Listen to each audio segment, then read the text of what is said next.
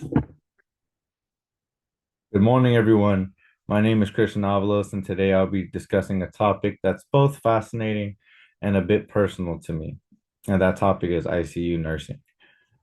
This career is defined by its challenges and its rewards and the role it plays in the critical care within our healthcare system.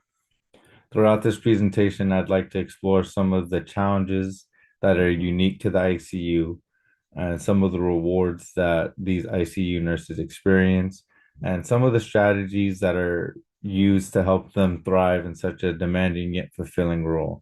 But before we dive in, I'd like to explain why this topic resonates so strongly with me. So the ICU is it's more than just a profession to me. It's a bit more of a calling, actually. For me, this topic is personal because my brother actually works as an ICU nurse for the last he's been working as an ICU nurse for the last 5 years. And then I've had cousins that are also ICU nurses that have been nurses for the past 10 years. So I have a lot of family that's involved, and I've been able to watch their dedication over the past few years. And I've heard their stories, and it's just given me a profound admiration for the strength emotionally and physically and the hard work that goes into succeeding in this role. I've also had the luxury of experiencing the ICU firsthand. I've worked as a hospital transporter for a number of years now, and I've gotten to see a live and really close up look at the critical work that these nurses are displaying. The ICU nurses, they are the backbone of the critical care units. They work under immense pressure, managing life and death situations with expertise and compassion. Again, from my time as a hospital transporter, I've seen the nature of some of these ICU settings. I've witnessed different nurses juggling the emotional and physical challenges while providing exceptional patient care to their patients. My family members, again, have also shared some of the triumphs and heartbreak that they've found themselves in within the environment of the ICU. So it does take a high level of dedication and work to thrive in such a high stake environment. So in today's discussion, I'd kind of like to just touch on the unique challenges the ICU faces, some of the rewards that and fulfillment that these nurses gain from their job, and some of the strategies that are used to help thrive in these positions. So today, let's begin with the challenges nurses face within the ICU. ICU nurses deal with a profound emotional strain. According to a 2022 study published by Critical Care Nurse Burnout, 44.6% of ICU nurses have reported moderate to severe depression, with 31% of ICU nurses experiencing mild to severe anxiety. And then we have a whopping 47% of ICU nurses actually being at risk for PTSD, which is higher than combat veterans having PTSD, which is a bit crazy to think about.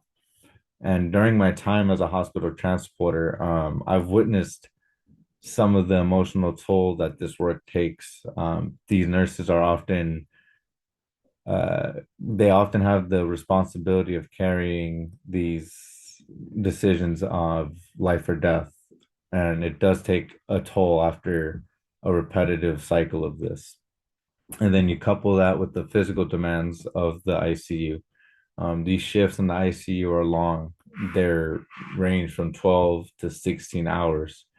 And it does add chronic stress to a person, whether they're on or off the clock. The stress kind of lingers, and it does play a role in the physical demands. You have to kind of you kind of to have a good upkeep of your body. And then you couple that with a situation like COVID. It's these long hours, it's a very stressful environment, and then you're lacking PPE shortages. It definitely can carry a toll when you couple the emotional and physical demands of the ICU. And then it's a high pressure environment. These ICU nurses are making life or death decisions in real time.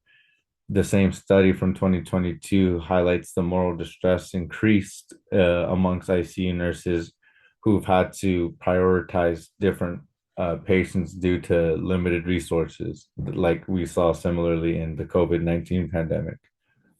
And then another challenge that I wouldn't say is strictly in the ICU. It's kind of a hospital-wide challenge that some facilities will face, which is professional challenges. How well is this facility staffed? How well is it maintained? What's the infrastructure like? What's the equipment like? Is it dated equipment? Is it high level equipment where multiple engineers are constantly having to fix, things like that. There's just maintenance type things or things that upper management have to take care of. And those are challenges that are, again, they're not ICU specific, but they're challenges hospital wide that aren't necessarily in a nurse's like realm of fixing. It's just a challenge that they kind of have to overcome. And you'll see those again across multiple departments, but it does add to the challenges ICU nurses face each and every day. However, I know these challenges do sound daunting, but the ICU also offers equally profound rewards. Now, despite these challenges, these rewards are equally of great magnitudes. ICU nurses work with advanced equipment and manage complex cases. Through that, they are able to enhance their nursing skills. A personal testimony from Andra Elise, an ICU nurse featured on thestudynurse.com. She highlights how her experience in the ICU has been able to open doors for her, such as being able to get training, or I wouldn't necessarily say get training, but you're the skills gained in ICU are able to help transfer you to different jobs, such as a nurse practitioner or a nurse anesthetic type position. And then along with that, you'll kind of have a diverse clinical experience. According to Elise, ICU nurses handle a variety of patient conditions, making them one of the more dynamic nursing specialties. And when I say dynamic nursing specialties, I mean that you're able to be more flexible with the a level of care you're able to give. You're able to float to different units and work there seamlessly because you have already given this high level of patient care. You're able to give, like, if ICU is up here, you're able to administer all of these levels of care. Because again, ICU is one of the most, if not the most critical care that's able to be given to a patient. So being able to float to any of these other units, you'll be able to do that seamlessly because you've gained this high level of, I guess, skills. And normally in the ICU, you'll kind of have favorable patient ratios. So you'll only have to work maximum with three patients throughout your shift. Typically, from facilities I've worked at, they max it out at two, and that lets you give more attention and time to your patients, and it lets you give better personalized care. And that is going to allow you to have better critical thinking skills, better nursing skills in general. And that's one of the benefits and rewards of working in the ICU. You get a little bit more favorable nursing ratios. And then speaking to my family, who've worked as ICU nurses for a number of years now, I've learned that they're compensated well for the work, and it reflects the demanding nature of the role that they found themselves in and the expertise that's required to be an ICU nurse. And I want to highlight that the salary is not the motivator to be a good nurse or to be a nurse in general. It does reflect the dedication and hard work that goes into being a nurse. So um, I just wanted to make sure we're all on board that we're being nurses to deliver healthcare, not for the paycheck. But it is reflected in the paycheck. So some of the strategies that these nurses um, use to get over the challenges that they have daily. I've had to actually ask a couple of nurses myself and do some reading just because I've been so, I guess, in awe of how somebody's able to do this each and every day so confidently. And so I've asked my brother and I've done some research online. What are the best strategies for overcoming challenges as an ICU nurse? And an article from Indeed's career guide actually emphasized the importance of maintaining physical and mental health, which includes prioritizing your sleep, making sure you're getting your recommended 8 hours each night or each day, depending if you're working graveyard. Making sure you're eating a well balanced diet, getting all your vitamins in, and making sure you're eating all your vegetables, things like that. That does play a role in overcoming your challenges. You can't provide good patient care unless you're taking good care of yourself. So self-care and your resilience is going to be step one in any endeavor. You're going to want to have a healthy schedule for yourself, whether you're a nurse, a student, you name it, you need to be eating and sleeping well. And institutional support is a luxury that we get working in hospital settings. Typically, there are trainings and health screenings provided by our employers to help us just, maintain wellness. Supportive workplaces can help us thrive, whether it's providing benefits to let us go see our doctors, our pharmacists, just finding it's worth finding a place that's going to take care of you, that's going to help you want to work harder for them, and in turn you'll get compensated well and be able to have routes to receive treatment and maintain your wellness. And lastly, the I got this from the same article on Indeed, but I've also heard this from my family members that continuing your education once you get ICU experience is only going to help you overcome some of these challenges because it's going to put you in a setting where you're not having to actually come into physical contact with these situations. For example, like continue your education to become a CRNA, the nurse anesthetic person. That is going to allow you to work. Those positions are only one to one. So you're only having to work with one patient at a time.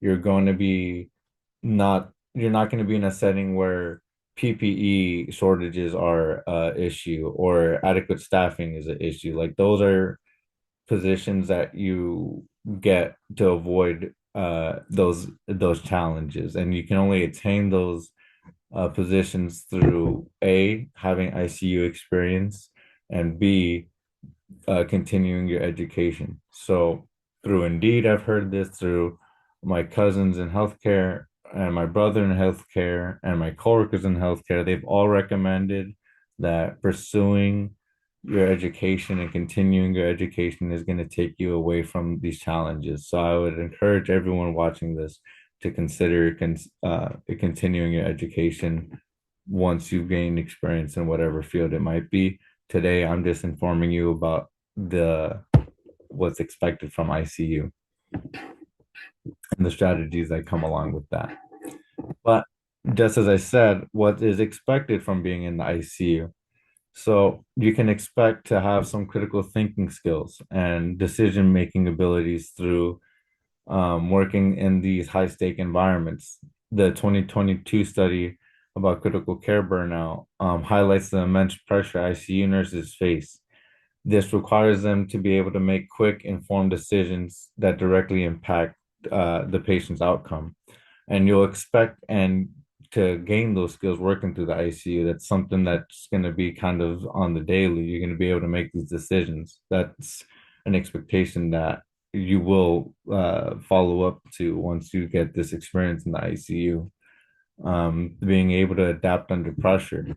And that same study emphasizes the demanding work of the ICU which naturally builds adaptability. And I've mentioned this with being able to being floated to other units, because you've maintained and acquired this high level of I guess this high level of patient care, you're able to adapt to different levels of it because you've been at this high level for so long.